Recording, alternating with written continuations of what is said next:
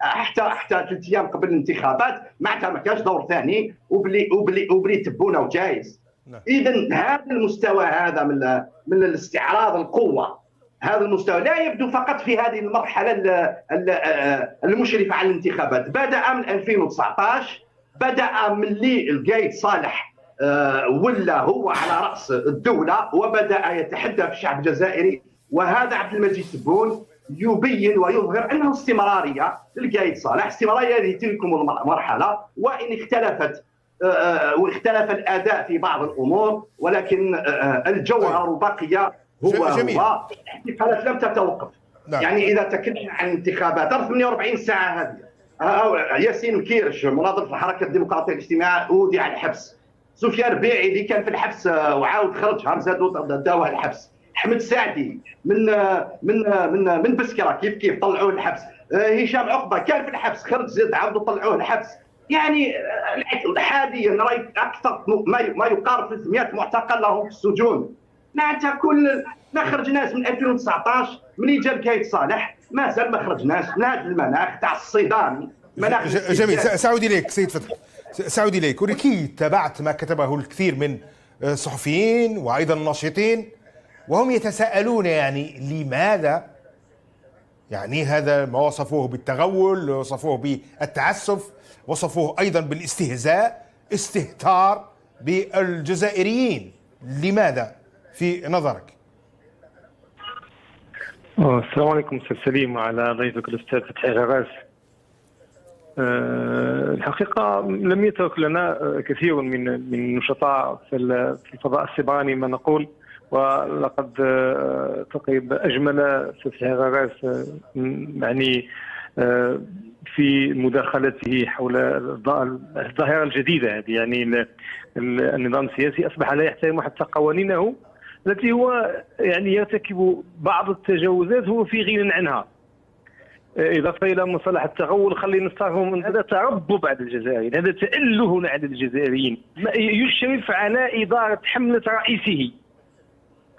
يعني لم يقع تعديل حكومي، لم يستبدل بوزير اخر، وانما الى ميزا ديسبوزيسيون وضعت على التصرف. هذه كارثه. يعني لا شرفي يتكلم وهو من حقه ان يتدخل، لا الاعضاء اللي معاه، عنده واحد 50 عضو معاه في هذه مراقبه الانتخابات والانتخابات هذه، لا المترشحين وعلى الاقل هما الاقرب الى الاهتمام بالمساله لان فيها تجاوز دستوري وقانوني خاصه في تنظيمات المسيرات على العمليه الانتخابيه.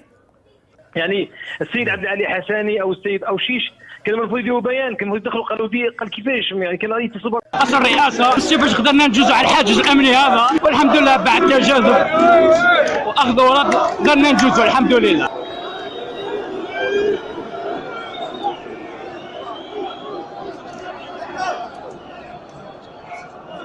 النظام السياسي هذا النظام مزيف ومزور، ونظام مبني على اللصوصيه والقمع وعلى كل الافات التي يكرهها الشعب الجزائري. ذلك الشعب الجزائري طالب بتغيير ديمقراطي وليس بالمرور بتسويه سياسيه مع هذه المنظومه الفاسده. النظام يعلم ويدرك بان الشعب الجزائري قد وصل الى هذا الاستنتاج وهذا المستوى من النضج. الدور الان تاع النظام مش دور انه يريد ان يقنعنا بانه قادر على ان يصلح نفسه بنفسه وقادر على انه يصحح اخطاءه او يصحح عيوبه. لا، النظام يريد ان يقول الشعب الجزائري سابقى على هذه العيوب وعلى ابقي على هذه الاشياء التي تكرهونها فيا، وساواصل بالدراع وسانتصر عليكم باستعمال الدوله اصبحت في خدمه هذه المنظومه، مؤسسات الدوله في خدمه هذه المنظومه. لكن يعني نعم، النظام سيد فتحي، النظام هو نفسه يعني مستمر، لكن شفنا في وقت زروال وفي عهدات بوتفليقه يعني كان بعض التزيين يعني للخطط، يعني ليس بهذه الدرجه. يعني لماذا تعيين وزير الداخليه مثلا مدير الحمله وهناك الكثير من الاطارات اصدقاء لتبون وكان يستطيع ان يتفادى هذا الجدل مثلا؟ لماذا اعطاؤه عطله ويبقى هو وزير داخليه وعطله خلاص يوم 4 سبتمبر، الانتخابات يوم 7 سبتمبر، فيها الانتخابات فيها اكثر من دور من المفروض يعني. ومدير الحملة لازم يبقى حتى إعلان النتائج. لماذا؟ كما السؤال نفسه نقدر نوجهوه في أمور أخرى. ما الذي يجعل